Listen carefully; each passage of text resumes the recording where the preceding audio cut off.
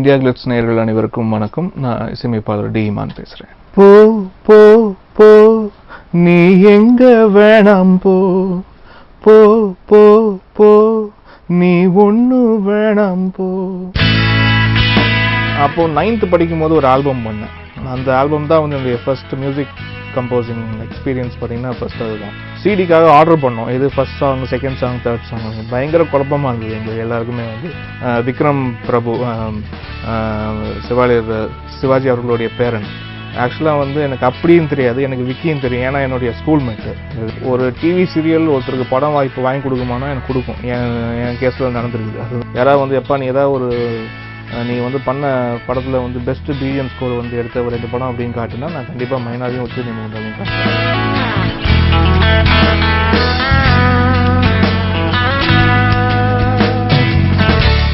25th எது நானும் அது கால்குலேட்லாம் பண்ணி பார்க்கல.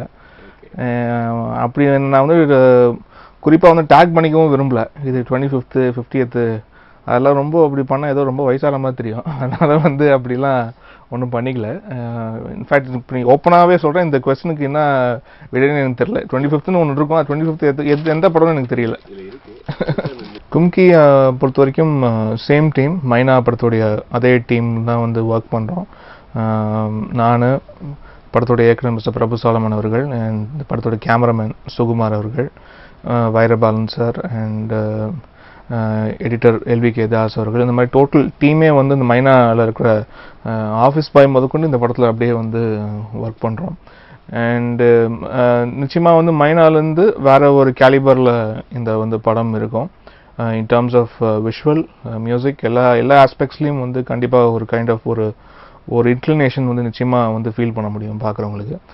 அண்ட் இதுவும் ஒன்ஸ் அகெயின் இது ஒரு அவுட் அண்ட் அவுட் ஒரு லவ் ஸ்டோரி அப்படிங்கிறதுனால வந்து சாங்ஸ்க்கு வந்து ஆட்டோமேட்டிக்காக வந்து ஸ்கோப் நிறையாவே கொடுத்துருக்காரு. அண்ட் அவுட்ஸ்டாண்டிங் விஷுவல்ஸ் வந்து பண்ணியிருக்காரு. இதில் வந்து கண்டிப்பாக வந்து நான் இது சொல்கிறது சும்மா என் படம்காக பில்டப் பண்ணி சொல்கிறதுனா இல்லை. நிச்சயமாக இந்த படத்துடைய ட்ரெய்லரோ இல்லாட்டி சாங்ஸோ நீங்கள் கண்டிப்பாக பார்க்கும்போது ஆடியன்ஸே வந்து சொல்லக்கூடிய ஒரு விஷயமாக தான் இது இருக்கும். அண்ட் ரொம்ப நல்லா ஷேப் அப் ஆகிட்டுருக்கு. இப்போ இந்த படத்துடைய பேக்ரவுண்ட் ஸ்கோர் ஒர்க் இன்னும் ஃபியூ டேஸில் ஆரம்பிக்க போகிறோம். So gearing up for that.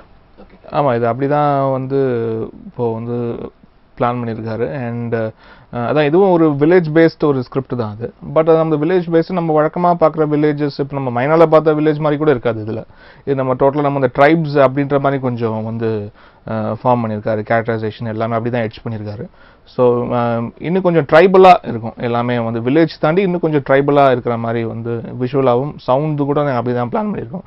ஒரு ரெகுலரான ஒரு ஃபோக் சாங் அப்படின்னு மாதிரி இல்லாமல் அதில் இன்னும் வந்து சவுண்ட்ஸாக வந்து பார்த்திங்கன்னா இன்னும் கொஞ்சம் நம்ம இந்த ட்ரைபல் சவுண்ட்ஸ்லாம் வந்து கொஞ்சம் எக்ஸ்ப்ளோர் பண்ணியிருக்கோம் ஈவன் ஆன் சாங்ஸ்.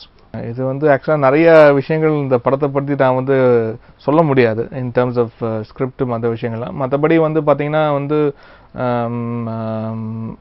இது முக்கியமாக இந்த ஒரு ஆண்டு வந்து பார்த்திங்கன்னா வந்து எலிஃபெண்ட்டுக்கு வந்து இன் ஃபேவராக இருக்குது. ஸோ அதனால் வந்து முக்கியமாக not only based on elephant மட்டும் இல்லாமல் ஜென்ரலாக இப்போ நம்ம வீட்டில் நம்ம வந்து பெட் அனிமல்ஸ் வந்து வளர்க்குறோம். அதே மாதிரி ஜென்ரல் வியூஸ் அபவுட் அனிமல்ஸ், ஹியூமனோட பெர்செப்ஷன் அபவுட் அனிமல்ஸ், அதை பற்றி வந்து கொஞ்சம் டீப்பாக வந்து அனலைஸ் பண்ணியிருக்காரு இந்த ஸ்கிரிப்டில். ஸோ இது வந்து வெறும் ஒரு காதல் கதை, ஓகே இன்னொரு ஒரு காதல் கதை அப்படின்னு மாதிரி ஆகாது. அதை தாண்டி வந்து டுவர்ட்ஸ் கிளைமேக்ஸ் ஒரு நல்ல ஒரு மெசேஜோட இந்த படம் வந்து முடியும். ஸோ இது ஒரு நல்ல பேக்கேஜாக இருக்கும். ஜஸ்ட் ஒரு லவ் ஸ்டோரியும் தாண்டி வேற ஒரு விஷயமும் இதில் வந்து ஒரு நல்ல பேக்கேஜிங்கோட இருக்கும். அதான் கண்டிப்பாக இதுலேயும் பார்த்தீங்கன்னா உங்களுக்கு வந்து குளோபலாக இருக்கணும் அப்படின்னு மட்டும் தான் பிளான் பண்ணோம். அதாவது முக்கியமாக ஒரு சாங்குடைய ஆர்கஸ்ட்ரேஷனாக இருக்கட்டும், ஒரு சாங்க்கு நம்ம பல்லவி சரணம் டேக் பண்ணோம்னா அதுக்கு நடுவில் இருக்க பிஜிஎம்ஸாக இருக்கட்டும், இல்லாட்டி வந்து ஃபிலிமோட ஸ்கோரிங்காக இருக்கட்டும், அது வந்து எல்லாமே வந்து கொஞ்சம் ஆர்கெஸ்ட்ரலாக தான் வந்து பிளான் பண்ணுறோம். அதாவது வந்து வெறும் ஜஸ்ட் ஒரு சிங்கிள் இன்ஸ்ட்ருமெண்ட் ஃபேவர்டாக இருக்காது. சவுண்ட்ஸ் எல்லாமே வந்து பார்த்திங்கன்னா உங்களுக்கு நல்ல ஒரு திக்கான ஒரு டெக்ஸ்டர் வந்து நீங்கள் வந்து கேட்க முடியும் மியூசிக்கில். வந்து it will be having multi layers. So அப்படி தான் வந்து பிளான் பண்ணுறோம் எல்லா பிட்ஸும் வந்து. ஸோ அது வந்து ஜஸ்ட் ஒரு சிங்கிள் இன்ஸ்ட்ருமெண்ட் ஓரியன்டாக அப்படின்னு மட்டுமே எல்லாம் ஃபோக்கஸ்டாக இருக்காது. எல்லாமே it will be a set of instruments. ரொம்ப வைடராகவும் கிராண்டாகவும் இருக்கும், ஆர்கெஸ்ட்ரலாக இருக்கும். முக்கியமாக வந்து இப்போ நம்ம அந்த சிம்ஃபானிக் ஆர்கெஸ்ட்ரா கேட்கும்போது நமக்கு எப்படி ஒரு ஃபீல் இருக்கோ அது வந்து இந்த ட்ரைபலுக்கு இந்த ஃபோக்குக்கு நாங்கள் எப்படி பிளெண்ட் பண்ணுறோம். ஏன்னா அது ரொம்ப நீங்கள் அப்படியே பண்ணாலும் வந்து இதோட நேட்டிவிட்டியும் நம்மளுக்கு வந்து போயிடக்கூடாது. ஸோ அந்த நேட்டிவிட்டியும் ப்ளஸ் ஆர்கெஸ்ட்ரல் மியூசிக்கும் பிளெண்ட் பண்ணி தான் வந்து ஒர்க் பண்ணிட்டு இருக்கோம். சிடிஸில் பார்த்தீங்கன்னா உங்களுக்கு டோட்டலாக 7 ட்ராக்ஸ் ப்ளஸ் 3 சாங்ஸ் வந்து நம்ம அந்த கரோக்கே ட்ராக்ஸ் மாதிரி தரேன், சிங்கிள் லாங் ட்ராக்ஸ் மாதிரி. இப்போது சோனி மியூசிக் தான் அதுக்கு ஆடியோ வந்து எடுத்திருக்காங்க அண்ட் லான்ச் பண்ண போகிறாங்க கூடிய சீக்கிரம். அண்ட் இந்த படத்தில் வந்து பார்த்தீங்கன்னா எனக்கு முக்கியமாக அந்த படத்தில் சிடிக்காக ஆர்டர் பண்ணோம். இது first song, second song, third song பயங்கர குழப்பமாக இருந்தது எங்களுக்கு எல்லாருக்குமே வந்து. ஏன்னா வந்து எப்போவுமே ஓகே இது ஒரு ஃபர்ஸ்ட் சாங் இப்படி ஒன்று போடும், செகண்ட் சாங் இந்த மாதிரி டெம்போவில் போட்டோம் அப்படின்னு மாதிரிலாம் ஏதோ கொஞ்சம் மைண்டில் ஏதாவது ஒரு பேசிக்கில் ஏதாவது ஒரு ஸ்டாட்டிஸ்டிக்ஸ்லாம் வச்சுட்டு சாங் ஆர்டர் பண்ணுவோம். பட் அப்படி எங்களுக்கு ஆர்டரே பண்ண முடியல. ஏன்னா எல்லாமே வந்து ரொம்ப ரொம்ப க்ளோஸ் டு ஹார்ட் சாங்ஸ் எங்கள் டோட்டல் டீம்கே வந்து. ஏன்னா 10,000 வாட்டி இந்த பாடல்களை வந்து கேட்டிருக்கிறோம். கிட்டத்தட்ட வந்து 1 இயராக இதுக்குண்டான ப்ராசஸில் எல்லாருமே வந்து ட்ராவல் பண்ணியிருக்கிறோம். அது நாட் ஓன்லி டைரக்டர் நானாக இருக்கட்டும், இந்த படத்தோட கேமராமேனாக இருக்கட்டும், எடிட்டராக இருக்கட்டும், இதுக்காக அவ்வளோ அவங்க ஹார்ட் அண்ட் சோல் வந்து போட்டிருக்கிறோம். ஸோ கண்டிப்பாக மியூசிக்கலாகவும் எனக்கு வந்து வேற ஒரு பரிணாமத்தை மைனா எப்படி எனக்கு வேற ஒரு ஒரு ஒரு லுக்கு கிடைச்சதோ அது மாதிரி நிச்சயமாக கும்கிக்கு பிறகும் வேற இன்னொரு ஒரு ஷேடு தெரியும். ஆக்சுவலாக இப்போ வந்து ஸ்கோரிங்க்கு வந்து ஜஸ்ட் ஒரு பேசிக் ஒரு ஸ்கெட்ச் மட்டும் தான் இப்போ போட்டு வச்சுருக்கோம். ஸோ அது எல்லாமே நாங்கள் போட்டிருக்க ஸ்கெட்ச் ஒர்க் எல்லாமே வந்து லைவில் வந்து இப்போ ரீப்ளேஸ் பண்ண போகிறோம். ஸோ அதுதான். ஸோ முதல்ல வந்து இப்போ பிளானிங், இப்போ நம்ம அந்த ப்ரோக்ராமிங் ஒரு விஷயம் பண்ணி இன்னைக்கு வந்து ரொம்ப ஒரு எசென்ஷியலாக இருக்குது even in song making as well as ஒரு படத்தோட பிஜிஎம்ஸ் வந்து பண்ணுறது. ஸோ ஃபர்ஸ்ட் அந்த ப்ரோக்ராம் பண்ண பிறகு தான் வந்து where and what type of music நம்ம வந்து இம்ப்ளிமெண்ட் பண்ணோம் அப்படி எல்லாமே வந்து அந்த ஒரு புரிதலே வந்து நம்ம ஒரு பேசிக் ப்ரோக்ராமிங் ஒர்க் பண்ண பிறகு தான் தெரியும். ஸோ அந்த portion is almost ready with Kumki. So அதனால் வந்து எந்தெந்த இடத்துல என்னென்ன மாதிரி கைண்ட் ஆஃப் இன்ஸ்ட்ருமெண்டேஷன்லாம் வரைக்கும் வந்து எல்லாமே இப்போ வந்து எல்லாமே கிளியராக பிளான் பண்ணியிருக்கோம். அண்ட் முக்கியமாக வந்து இப்போ இந்த மார்க்கிங்ஸ் அப்படின்றது இப்போ வந்து எத்தனை க்ளூஸ் பண்ண போகிறோம். இப்போ க்ளூஸ் இந்த சென்ஸ் வந்து இப்போ ஒரு படத்துக்கு வந்து ஒரு மேக்ஸிமம் ஜஸ்ட் ஒரு 40 to 45 clues or more than that. It depends on the film's demand. So அது எப்படி தேவைப்படுதோ அதுக்கேற்ற மாதிரி பண்ண போகிறோம். ஸோ இது எல்லாமே வந்து லெங்க்தி க்ளூஸாக இருக்கும். அதாவது வந்து ஒரு பர்டிகுலர் சீன் ஒன்று வந்து ஆரம்பிக்குதுன்னா அந்த ஒரு சீனுக்கு உண்டான ஒரு இசை அப்படின்னு மட்டுமே ஆரம்பித்து முடிஞ்சிடாது. It will be bridging with the next sequence. So அந்த மாதிரிலாம் கொஞ்சம் வந்து பிளான் பண்ணுறோம். ஸோ அது வந்து வெறும் ஒரு காட்சி, அந்த காட்சிக்கு உண்டான இசை அப்படின்னு மட்டும் இல்லாமல் ஸ்கிரிப்டா மியூசிக் அது. ஸோ ஒரு சீன் முடியுது அடுத்த சீனுக்கு வேற ஒன்று அப்படின்லாம் இல்லாமல் அந்த ஸ்கிரிப்டா அப்படியே வந்து கிராஜுவலாக வந்து பிரிட்ஜ் பண்ணுற மாதிரி நிறைய ஏரியாக்கள் அப்படி கொஞ்சம் பிளான் பண்ணியிருக்கோம். நிறைய பிளான் பண்ணுறோம். I think it works out well. வந்து ஃபுல்லாக ஒரு ஃபுல் ஆர்டரில் இன்னும் நான் பார்க்கல. பட் பிட்ஸ் அண்ட் பீசஸாக வந்து நிறைய போர்ஷன்ஸ் வந்து நான் பார்த்துருக்கேன்.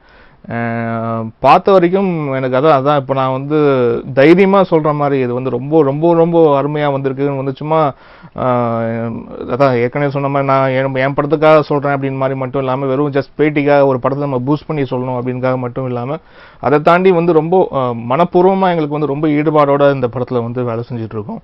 ஸோ அந்த ஒரு அதுக்குண்டான லுக் அண்ட் ஒரு ஸ்க்ரீன் ப்ரெசன்ஸ், முக்கியமாக ஆர்டிஸ்ட் விக்ரம் பிரபு, சிவாஜி அவர்களுடைய பேரன். ஆக்சுவலாக வந்து எனக்கு அப்படியும் தெரியாது, எனக்கு விக்கியும் தெரியும். ஏன்னா என்னுடைய ஸ்கூல்மேட்டு விக்ரம் பிரபு வந்து 11th 12th வந்து டான் பாஸ்கோ எக்மோரில் தான் வந்து படித்தோம்.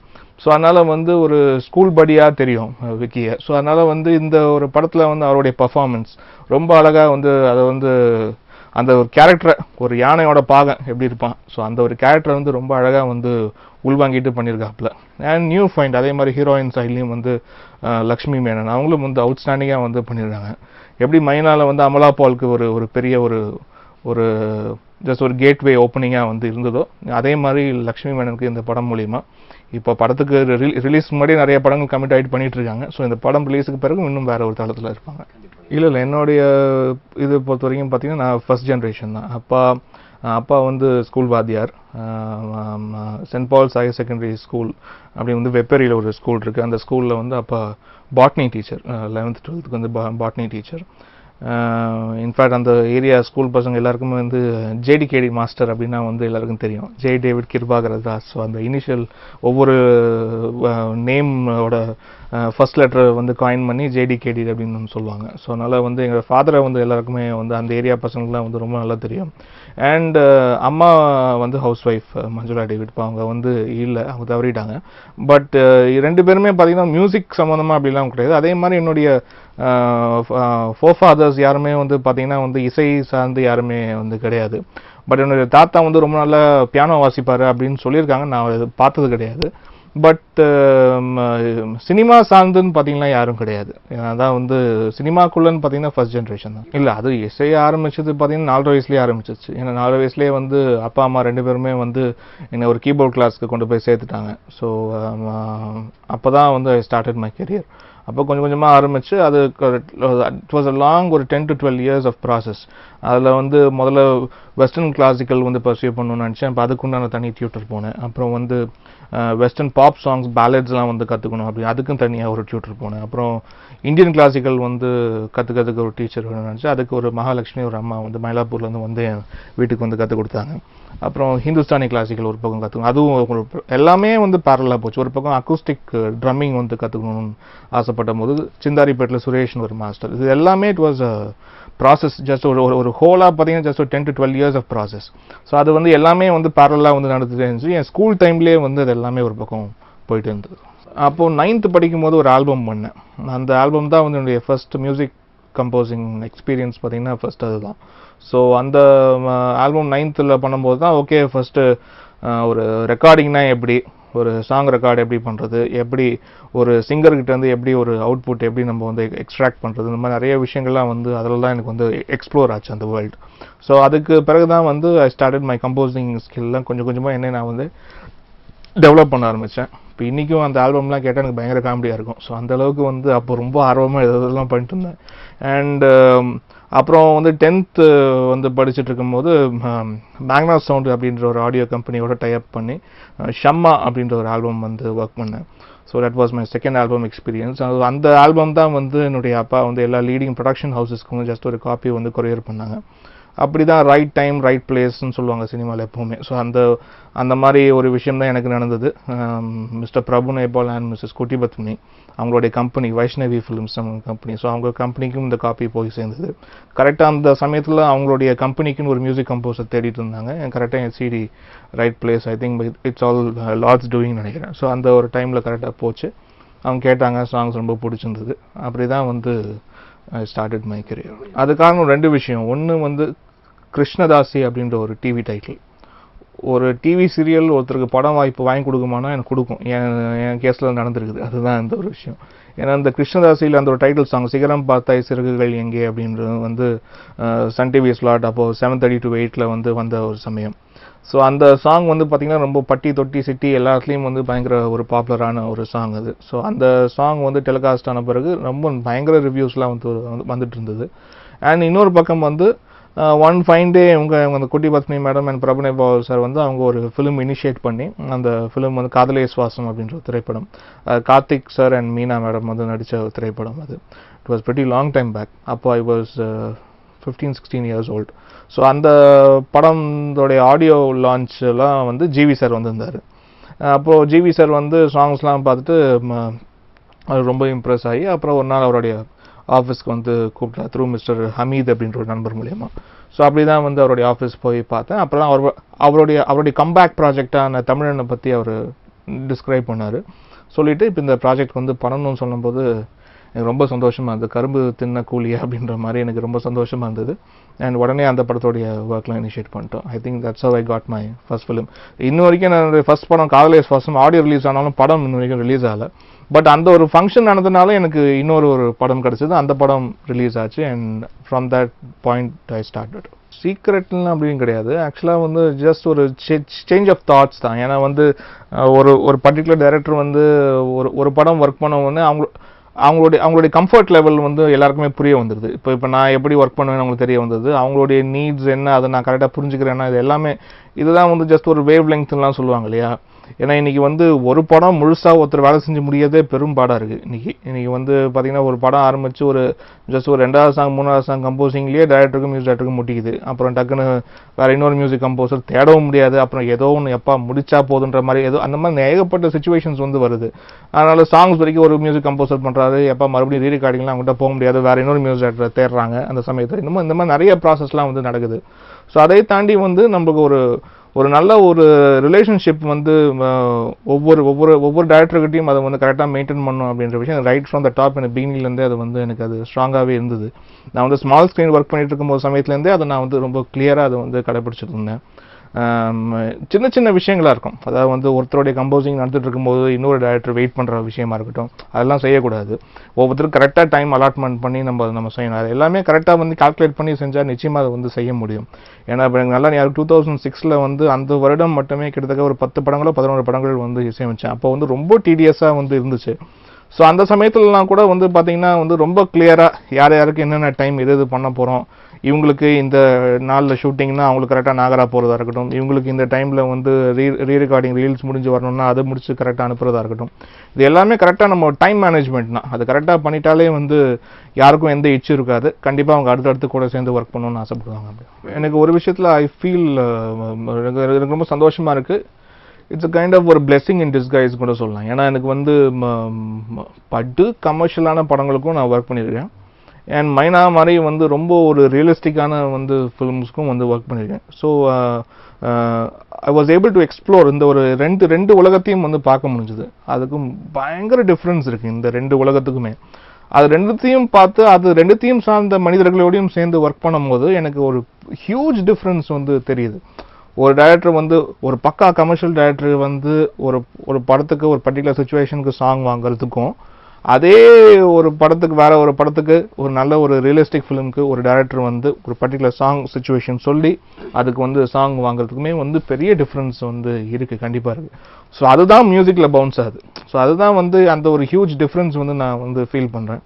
அண்ட் அதை தாண்டி வந்து இப்போ எப்பவுமே வந்து நானா ஒரு ஒரு ஒரு ஃபிக்ஸேஷன் ஒன்றும் வச்சுக்க மாட்டேன். இந்த மாதிரி தான் பண்ணணும், இந்த மாதிரி தான் பண்ணணும் அப்படின்ற மாதிரிலாம் கிடையாது. ஸோ எனக்கு வந்து முதல்ல அப்போ இருந்த சமயத்தில் நானும் வந்து பார்த்தீங்கன்னா என்னோட ஃபேமிலி பேக்ரவுண்டும் யாரும் வந்து சினிமா சார்ந்து ஒன்றும் கிடையாது. ஸோ எது நல்லது எது கெட்டதுலாம் தெரியாது. நம்மளுக்கு வந்து ஒரு படம் இருந்தால் அந்த படத்தை நம்ம எவ்வளோ அதை வந்து உண்மையாக செய்கிறோன்றது ஆங்கிளில் மட்டுமே தான் யோசிப்பேன் ஒழிய, இந்த ப்ராஜெக்ட் வந்து அது உண்மையிலேயே அது நல்லபடியாக ஷேப் ஆகுமா, அது வந்து வெற்றி பெறுமா தோல்வி பெறுமா, இல்லாட்டி வந்து ஒரு ஸ்கிரிப்ட் அட்லீஸ்ட் நம்ம வந்து இதெல்லாம் வெற்றி பெறும் இதெல்லாம் வந்து தோல்வியடையும் நம்ம கணிக்கிறது எல்லாமே சரியாக நடந்தது கிடையாது. சம்டைம்ஸ் அது உல்டாவும் நடக்கும். நம்ம ஓடாதுன்னு நினைக்கிற படம்லாம் செம்தியா ஓடும், இது ஓடுன்னு நினைக்கிற படம்லாம் வந்து ஒரு நாள் 2 நாள்லேயே பெட்டிக்குள்ள சுருண்டுரும். ஸோ அதனால வந்து அந்த இதெல்லாம் நம்ம சொல்ல முடியாது. பட் அந்த ஒர்க்கிங் லெவலில் வந்து ஓகே நம்ம இந்த ஒரு படைப்பை வந்து சந்தோஷமாக வேலை செஞ்சோம் அப்படின்ற அந்த ஒரு புரிதல் இருக்கு இல்லையா, அது வந்து அதுவே எனக்கு ரொம்ப லேட்டாக தான் வந்து எனக்கு அந்த வந்து ஸ்டடி பண்ண முடிஞ்சது. ஓகே வந்து இப்போ இவங்கெல்லாம் இப்படி இருக்காங்க, இவங்கெல்லாம் எப்படி இருக்காங்க, ஸோ இவங்களோட மைண்டுக்கு ஏற்ற மாதிரி நம்ம வந்து புரிஞ்சுட்டு வேலை பண்ணணும். இப்படி இந்த மாதிரி கரெக்டாக சொல்லி ஒர்க் பண்ணுறவங்க தான் வந்து சரியான இயக்குனர்கள் அப்படின்ற ஒரு புரிதல்கள்லாம் வந்து அது எனக்கு ரொம்ப ஒர்க் பண்ண தான் வந்து. ஏன்னா எனக்கு யாரும் வந்து சொல்லலை. எனக்கு வந்து காரணம் ஃபேமிலி பேக்ரவுண்ட் எல்லா விஷயங்களும் தான். யாரும் வந்து எப்பா இதெல்லாம் இதெல்லாம் பண்ணக்கூடாதுன்னு எனக்கு யாரும் ஒன்றும் சொல்ல. ஸோ அதை வந்து நானாக பட்டு விழுந்து எந்திரிச்சு அப்படி தான் வந்து வந்திருக்கேன். ஸோ இந்த ரெண்டு சைடும் பார்த்தனாலே எனக்கு வந்து இன்னொரு வேர்ல்டு எப்படின்னு எனக்கு நல்ல ஒரு புரிதல் வந்திருக்கு. ஸோ அதுக்கு காரணம் எனக்கு வந்து ரெண்டு எக்ஸ்ட்ரீமும் பார்த்துக்கணும் ரொம்ப சந்தோஷமா இருக்கு. As a human being, as a music composer, I feel so happy for it. இப்போ ஒரு மைனா வந்து ஒரு படம் சக்ஸஸ் ஆன பிறகு ஓகே டப்பு நம்ம இப்படி இந்த படம் இங்கே ஒரு கமிட் பண்ணுவோம், அங்கே ஒரு கமிட் பண்ணுவோம், அப்படி இப்படிலாம் அந்த ஒரு ஆங்கிலேயே நான் போகல. இதை வந்து இந்த ஒரு நேமை வந்து இன்னும் கரெக்டாக எப்படி அதை வந்து சேனலைஸ் பண்ண முடியும் அப்படின்ற ஆங்கிளில் தான் வந்து பார்த்து ஒவ்வொரு ப்ராஜெக்டாக. இன்ஃபேக்ட் மைனாக்கு முன்னாடி கமிட் ஆன ஃபிலிம்ஸ்லாம் இன்னும் கூட ரிலீஸ் ஆகாமல் இப்போ தான் ரிலீஸுக்கு வந்து ரெடி ஆகிட்டு அப்படிலாம் கூட சில ப்ராஜெக்ட்ஸ் வந்து இருக்குது. பட் ஆஃப்டர் மைனாக்கு பிறகு நம்ம அந்த கமிட்மெண்ட் வந்து ரொம்ப வந்து தெளிவாக பார்த்து இருக்கணும் அப்படின்ற ஆங்கிளில் வந்து பார்த்துட்டு இருக்கும்போது தான் இந்த உச்சிதனை முகந்தால் அந்த ஒரு திரைப்படத்துடைய இயக்குனர் புகழேந்தி தங்கராஜ் ஐயா அவர்கள் வந்து எனக்கு இந்த படத்துடைய கதையை வந்து சொன்னார். முதல்ல இந்த மாதிரி ஈழப்பிரச்சனை பற்றி ஒரு கதை அப்படின்னு சொல்லும் போது எனக்கு ரொம்ப இன்ட்ரெஸ்ட் ஆயிடுச்சு. சரியா சொல்லுங்க அப்படின்னு சொன்ன பிறகு அப்புறம் டோட்டல் கதையை அவர் வந்து சொல்லும் போது ஃபர்ஸ்ட் ஆஃப் வரைக்கும் கேட்டுட்டு I was totally in tears. அந்த மாதிரி ரொம்ப எமோஷ்னலாலாம் நானே ஆக்சுவலாக பேசிக்கலாக அவ்வளோ எமோஷ்னலான கேரக்டர்லாம் கிடையாது. எது இருந்தாலும் ரொம்ப ஒரு ஜாலியாக ஒரு ஃபன் கோயிங்காக எடுத்துகிட்டு போகிற ஆள் தான். பட் எனக்கு அது வந்து ரொம்ப வந்து ஹார்ட் ஹிட்டிங்காக இருந்தது. ஏன்னா காரணம் வந்து அது இன்னொரு ஒரு ஊரில் இப்படி ஒரு விஷயம் வந்து நடந்திருக்கு, இது உண்மையிலே ஒருத்தவங்க இப்படி பாதிச்சிருக்குன்னு நினைக்கும் போது அந்த செய்தியெல்லாம் வந்து இந்த ஒரு திரைப்படத்தோட திரைக்கதையாக அவர் வந்து அழகாக வச்சிருக்கும் போது நினச்சி பார்க்கும்போது இந்த படத்தை கண்டிப்பாக செஞ்சிடணும் அப்படின்ற ஒரு முடிவெடுத்தேன். அதுக்கு தான் வந்து ஐயாட்டி நான் சொன்னேன் வந்து எனக்கு எந்த விஷயங்களும் வந்து நீங்கள் மைண்டில் ஏற்றிக்காதீங்க. இவருக்கு சம்பளமா இது ஆகுமோ அவ்வளோ ஆகுமோ எதுவுமே ஒன்றும் மைண்டில் ஏற்றிக்காதீங்க. இந்த திரைப்படம் நம்ம பண்ணுறோம், அது மட்டும் தான் இப்போது வந்து முக்கியம். அதை தாண்டி எனக்கு இன்னொரு விஷயம் வந்து ரொம்ப பிடிச்சிருந்தது வந்து அதில் உணர்ச்சி கவிஞர் காசி ஆனந்தன் ஐயா வந்து அதில் வந்து பாடல்கள் எழுதியிருக்காரு. இது வரைக்கும் அவர் ஏகப்பட்ட பாடல்கள் எழுதியிருந்தாலும் சினிமா வாயிலாக அவர் பாடல்கள் வந்து எழுதவே இல்லை. ஸோ அதனால் வந்து அவர் சினிமாவுக்கு ஒரு பாட்டு எழுதுறாரு, அந்த பாட்டுக்கு நம்ம மியூசிக் கம்போஸ் பண்ணணும்னு நினைக்கும் போது இன்னும் சந்தோஷமாக இருந்தது. ஸோ இது எல்லாமே நான் யூஸ் பண்ணிக்கிட்டேன்னு சொல்ல வழியே. ஸோ இது நான் வந்து செஞ்சது ஒரு பெரிய அப்படின்லாம் ஒன்றுமே கிடையாது. எனக்கு இந்த மாதிரி கரெக்டாக ஒரு வாய்ப்பு வந்துச்சு, அதை நான் வந்து யூஸ் பண்ணிக்கிட்டேன். அண்ட் அந்த படத்துக்கு வந்து சர்வதேச லெவலில் ரொம்ப அழகான அதுக்கு ஒரு அங்கீகாரம் கிடச்சிருக்குன்னு நினைக்கும் போது ரொம்ப சந்தோஷம். அதான் நான் ஆக்சுவலாக வந்து நம்ம இந்த எதுவுமே ஸ்கிரிப்டோட மூடுக்கு தான் போகிறது. ஸோ அந்த ஸ்கிரிப்டுக்கு தேவையான டிரான்சிஷன் ப்ளஸ் அந்த உச்சநிலை முகந்தால் திரைப்படத்தை பொறுத்த வரைக்கும் முழுக்க முழுக்க அந்த புனிதவதி அந்த ஒரு கேரக்டரை வந்து பேஸ் பண்ணி தான். ஸோ அவளுடைய வலி வேதனை அதையே வந்து சித்தரிச்சு தான் அந்த முழு திரைப்படமே இருக்குது. ஸோ அவளுடைய எமோஷனை வந்து நம்ம எவ்வளோ தூரம் மேக்ஸிமம் மியூசிக்கால் அண்டர்லைன் பண்ண முடியுமோ அதை வந்து டு த கோர் அதை வந்து பண்ணியிருக்கேன். எனக்கு இன்ஃபேக்ட் சொல்லப்போனால் மைனாக்கு அடுத்து எனக்கு ரொம்ப சாட்டிஸ்ஃபைங்கான ஒரு பிஜிஎம் ஸ்கோர் அப்படின்னு சொல்லலாம். நான் கண்டிப்பாக நான் அந்த திரைப்படத்தை சொல்லுவேன். யாராவது வந்து எப்போ நீ வந்து பண்ண படத்தில் வந்து பெஸ்ட்டு பிஜிஎம் ஸ்கோர் வந்து எடுத்த ஒரு 2 படம் அப்படின்னு காட்டுனா நான் கண்டிப்பாக மைனாவையும் உச்சநிலை முகந்தாலையும் காட்டுவேன். ஸோ அதனால் எனக்கு அது ரொம்ப பிடிச்ச ஸ்கோர், அது ஒரு பிஜிஎம் ஸ்கோர் ஆகும். அண்ட் அதை தாண்டி வந்து அதில் ரொம்ப நெருப்பு வரிகள் அப்படின்னு சொல்லலாம். இருப்பாய் தமிழா நெருப்பாய் இழிவாய் கிடக்க செருப்பாணி அப்படின்ற ஒரு பாடல்.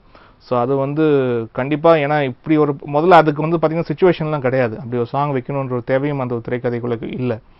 பட் ஐயாகிட்ட நான் வந்து ப்ளீஸ் பண்ணி இப்படி ஒரு படம் பண்ணோன்னா அவங்களுக்கு வந்து ஒரு பெரிய டானிக்காக, அவங்களுக்கு வந்து பெரிய ஒரு எனர்ஜி பூஸ்டாக ஒரு பாட்டாவது இருக்கணும். அவங்களுக்கு வந்து நம்மளுக்கு அந்த ஒரு நாளை அந்த ஒரு விடியல் வந்து ரொம்ப தூரத்தில் இல்லை, அது ரொம்ப சீக்கிரம் தான் இருக்குன்னு வந்து உணர்த்துற மாதிரி ஒரு பாட்டு வந்து கண்டிப்பாக வேணும் அப்படின்னு அவர்கிட்ட இன்சிஸ்ட் பண்ணி தான் அந்த லைன் இன்ஃபேக்ட் ஏற்கனவே ரொம்ப பாப்புலர். நிறைய கட்சிகள்லாம் கூட அந்த வாக்கியத்தை யூஸ் பண்ணுவாங்க, இருப்பாய் தமிழா நெருப்பாய்.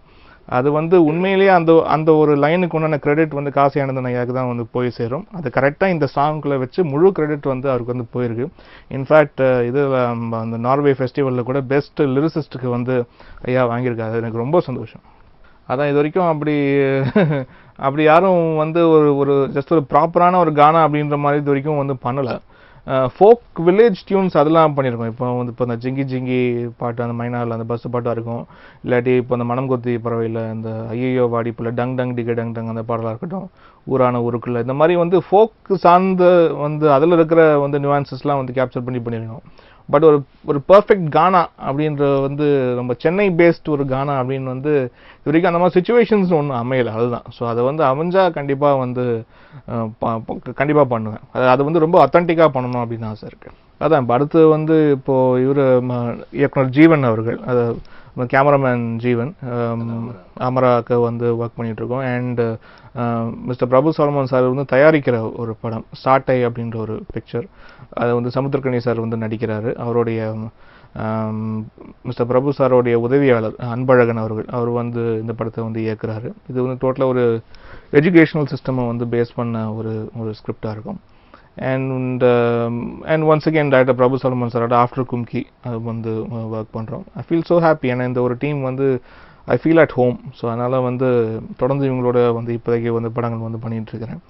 And I am just waiting for very good scripts and ரொம்ப சரியான கதைகள் வரும்போது கரெக்டாக அதுக்குள்ளே பண்ணணும் அப்படின்ற ஆசை இருக்குது. அப்படி வந்து அதை டோட்டலாக எக்ஸ்ப்ளோர் பண்ணுறதுக்கு ஒரே ஒரு படம் தான் கிடச்சிது, ஏபிசிடி அப்படின்ற ஒரு திரைப்படம். அதில் வந்து பார்த்திங்கன்னா மஞ்சள் முகமே மங்கள விளக்கேன்னு ஒரு பாடல் இருக்குது. இப்போ கூட ஸ்னேகா அவங்களுடைய மேரேஜ் ஃபங்க்ஷன்லாம் அந்த சாங் வந்து போட்டாங்க, ரொம்ப சந்தோஷமாக இருந்தது. ஸோ ஓகே, எங்கேயாவது ஓகே ஏதோ எனக்கு இன்ஃபேக்ட் வந்து சிங்கர் சைந்தவிக்கு அது வந்து ஃபர்ஸ்ட் சாங் அந்த ஒரு ட்ராக்கு. ஸோ அது வந்து எல்லாமே வந்து இட் இஸ் பேஸ்ட் ஆன் படத்தோடைய சக்ஸஸ் அண்ட் ஃபெயிலியர்ஸ் இல்லையா. ஸோ அதனால் வந்து அந்த சாங் வந்து வெறும் சேனல் லெவலில் மட்டுமே வந்து பாப்புலர் ஆகிட்டு வந்து போயிடுச்சு. ஸோ அந்த ஒரு படம் தான் இன்ஃபேக்ட் வந்து டோட்டலாக வந்து என்னோட இந்தியன் கிளாசிக்கல் சைடை வந்து எக்ஸ்ப்ளோர் பண்ண ஒரு படமாக அதுதான் வந்து இருந்தது. ஏன்னா அது வந்து டோட்டலாக அப்படின்னு பண்ணோன்னா உங்களுக்கு வந்து ஒன்று நம்ம சங்கராபரணம் மாதிரியோ இல்லாட்டி நம்ம சிந்து பைரவி மாதிரியோ சங்கமம் மாதிரியோ அப்படி ஏதாவது ஒரு படம் டோட்டலாக மியூசிக் பேஸ்டாக அப்படின்னு வந்தால் தான் நம்ம டோட்டலாக அந்த சைடு வந்து எக்ஸ்ப்ளோர் ஆகும். அப்படி பண்ணோன்னா இன்றைக்கி எல்லாருமே வந்து அதை வந்து கரெக்டாக வந்து கமர்ஷியலாகவும் அதை வந்து ஒர்க் அவுட் ஆகிற மாதிரி ஒரு கரெக்டான ஒரு பிளெண்ட் இருக்கணும் ஸ்கிரிப்டில், வெறும் அதை சார்ந்து மட்டும் இல்லாமல். ஏன்னா அது வந்து ஒரு டைமில் வந்து பார்த்திங்கன்னா இன்னும் நம்ம அந்த தில்லானா மோகனாபாலாம் பார்த்தா வந்து அது correct mixture of everything. அந்த மியூசிக்காலிட்டி ஒரு பக்கம், அதை வந்து அதை எடிட் ஒரு பக்கம் அண்ட் வந்து அந்த டைரக்டோரியல் சைட் டைரக்டருக்கு வந்து மியூசிக் நாலேஜ் அதில் அவ்வளோ இருந்தது. கரெக்டாக கட்டிங் பாயிண்ட், அந்த மிருதங்கம் வாசிக்கிற கட்டிங் பாயிண்ட்லாம் ரொம்ப பக்காவாக இருக்கும். அண்ட் அதை தாண்டி அது வந்து கமர்ஷியலாகவும் இருந்தது. அது வந்து எல்லா மக்களும் போய் பார்க்கக்கூடிய, அதில் காமெடி இன்னும் எல்லாமே இருந்தது. நம்ம சரியான நம்ம ஒரு மசாலா படத்துக்கு என்னெல்லாம் எதிர்பார்ப்போம், ஒரு காமெடி, இது அந்த ஒரு சென்டிமெண்ட்ஸ், எமோஷன்ஸ், இந்த மாதிரி மியூசிக், இது எல்லாமே வந்து ரொம்ப அழகாக, வெறும் அது மியூசிக் ஓரியன்ட் படமாக இருந்தாலும் அதை தாண்டி எல்லாமே கரெக்டாக அமையணும் இல்லையா ஒரு படத்தில். அந்த மாதிரி அமைஞ்சாதான் ஒரு கரெக்டாக மியூசிக் ஸ்கிரிப்ட் யாராவது ஒரு டைரக்டர் அது மாதிரி தைரியமாக எடுத்து அப்படி பண்ணி அதில் வெற்றி பெற முடியுன்ற சக்ஸஸ் ஃபார்முலாவும் தெரிஞ்சு அதை கரெக்டாக பண்ணும்போது தான் அது வந்து ஒர்க் அவுட் ஆகும். இப்போ ஆஃப் லேட்டாக இப்போது பார்த்தீங்கன்னா மைனா, அப்புறம் இது இப்போ அந்த மனம் கொத்தி பறவை, இப்போ சாட்டை, கும்கி, இது எல்லாமே வந்து கவிஞர் யுகபாரதி அவர்களுடைய சேர்ந்து வந்து நிறையா ஒர்க் பண்ணிகிட்ருக்கேன். அவர்லாம் பொறுத்த வரைக்கும் பார்த்தீங்கன்னா வந்து கம்போசிங்க்கு எல்லாருமே ஸ்பாட்டில் உட்காந்து பண்ணுவோம். ஏன்னா அந்த ஒரு ப்ராக்டிஸே இப்போ ரொம்ப குறைவாயிடுச்சு.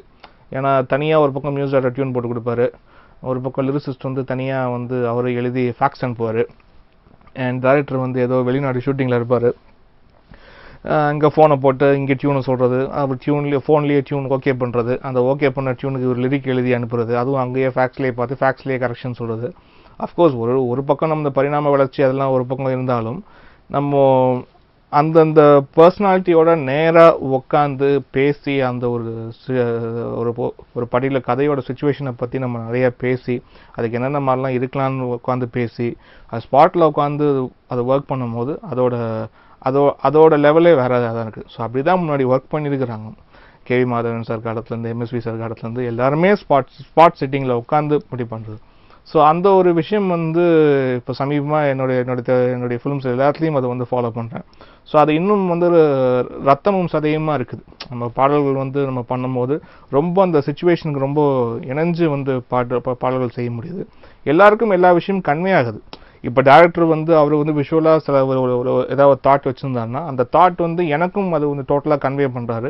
ஒரு படத்தோடைய லிரிசிஸ்ட்டுக்கும் வந்து டோட்டலாக கன்வே பண்ணும்போது அதை 3 பேரும் ஒரு குழுவாக உட்காந்து செய்யும் போது அதோட அவுட்புட்டே வந்து கண்டிப்பாக வேறையாக இருக்குது.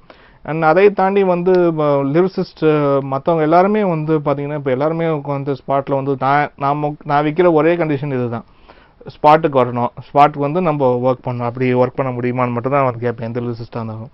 ஸோ அது இப்போ எல்லாருமே இன்ஃபேக்ட் அதுக்கு தான் ரொம்ப விருப்பப்படுறாங்க, அவங்களும் விருப்பப்படுறாங்க. பட் அதுக்கு உண்டான வாய்ப்பு தான் இல்லாமல் இருக்குது. ஏன்னா ஒருத்தர் இங்கே இருக்காரு, அங்கே இருக்காரு, நம்ம இப்படி அனுப்பிடலாம், வேலையை மட்டும் முடிச்சிடலாம் அப்படின்ற மாதிரி இல்லாமல். ஸோ எல்லாரும் அது விருப்பமும் படுறாங்க.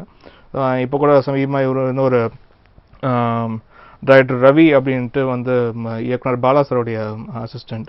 ஸோ அவருக்கு ஒரு படம் வந்து ஒர்க் பண்ணிகிட்ருக்கோம். அதில் வந்து முத்துக்குமார் அவர்கள் வந்து இருக்கிறது. அவரும் ஸ்பாட் வந்து ஒர்க் பண்ணும்போது அவரும் பர்சனலாக வந்து ஃபெல் ஸோ ஹாப்பி, இந்த மாதிரி உட்காந்து ஸ்பாட்டில் உட்காந்து பண்ணும்போது இன்னும் நல்லா இருக்குது, குஷியாக இருக்குது அப்படின்ட்டு. ஸோ அது எல்லாரும் விருப்பப்படுறாங்க. அந்த ஒரு ப்ராக்டிஸ் இன்னும் பரவலாக வந்துச்சுன்னா இன்னும் சந்தோஷமாக இருக்கும், ஆரோக்கியமாகவும் இருக்கும். கும்கி பற்றி எக்ஸ்க்ளூசிவாக ஒரு சில விஷயம் வந்து சொல்லணும்னா வந்து சாங் சைடில் மகிழினி மணிமாறன் அப்படின்ற ஒருத்தருங்க.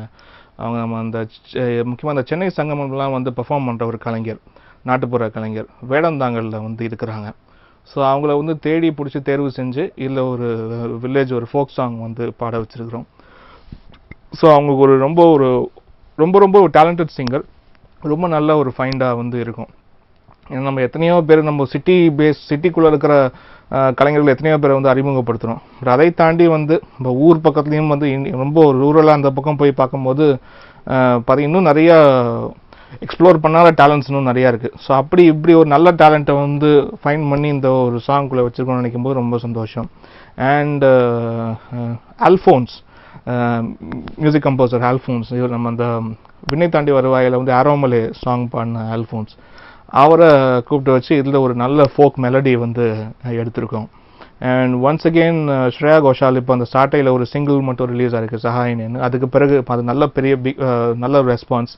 இப்போது மறுபடியும் ஸ்ரேயா கோஷால் அண்ட் ரஞ்சித் வச்சு ஒரு நல்ல ஒரு மெலடி ட்ராக். ஸோ நீயும் நானும் சாங் ஃப்ரம் மைனா, அப்புறம் இந்த சாட்டையிலேருந்து சஹாயினே. ஸோ அதை அப்படியே ஃபாலோ பண்ணி இப்போ கும்கிலையும் ஒரு ட்ராக் வந்து பண்ணியிருக்கிறோம். அண்ட் ஹரிச்சரன் வந்து ஒரு ட்ராக் வந்து பாடியிருக்காங்க. அண்ட் கண்டிப்பாக ஆடியோவாக உங்களுக்கு வந்து கண்டிப்பாக ரொம்ப ரொம்ப புதுசாக இருக்கும். அண்ட் இன்னொரு புது சிங்கரும் வந்து இன்ட்ரடியூஸ் ஆகிருக்காங்க, அதித்தி பால் அப்படின்ற ஒரு சிங்கர். ஸோ இந்த மாதிரி நிறைய நியூ ஃபைன்ஸ் இருக்குது அண்ட் நியூ சவுண்ட்ஸ் கண்டிப்பாக உங்களுக்கு எக்ஸைட் பண்ணணும்னு நான் நம்புகிறேன். ஸோ கீப் வாட்சிங் இந்தியா கிளிட்ஸ். நிச்சயமாக கும்கி படத்தோடைய ஆடியோ லான்ச் பிறகு நம்ம மீண்டும் சந்திப்போம்.